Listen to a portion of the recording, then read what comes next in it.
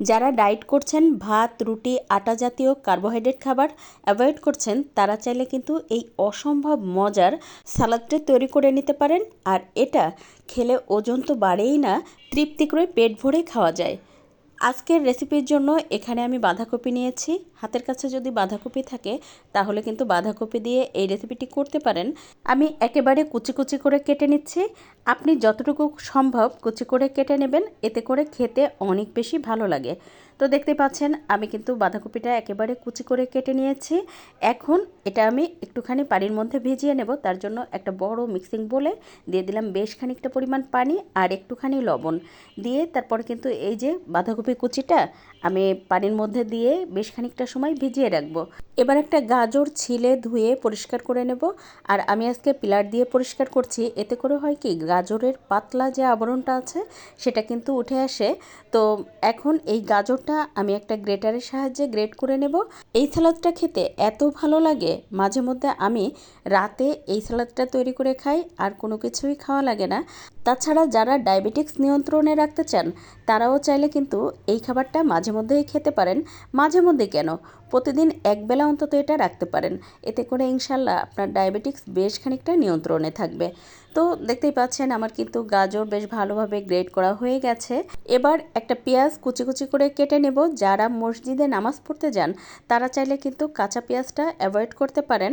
আসলে কাঁচা পেঁয়াজ কিন্তু হজমের জন্য বেশ ভালো, তাই কাঁচা পেঁয়াজটা দিয়ে দিলাম। আপনার ভালো না লাগলে দেওয়ার কোনো দরকার নাই।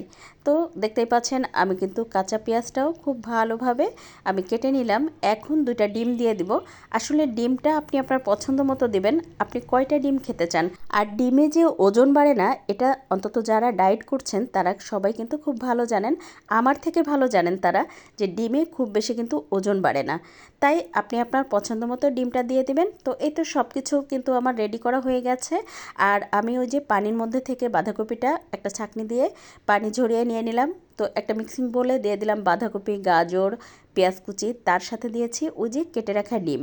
এবার এর মধ্যে দিয়ে দেব আধা চা চামচ পরিমাণ গোলমরিচের গুঁড়া, সেই সাথে দিয়ে দেবো বিট লবণ আধা চা চামচ পরিমাণ, সেই সাথে দিয়ে দেবো স্বাদমতো লবণ, আমরা রেগুলার যে লবণ খেয়ে থাকি সেই লবণ, আর দিয়ে দেবো 1/4 কাপ পরিমাণ মেয়োনিজ।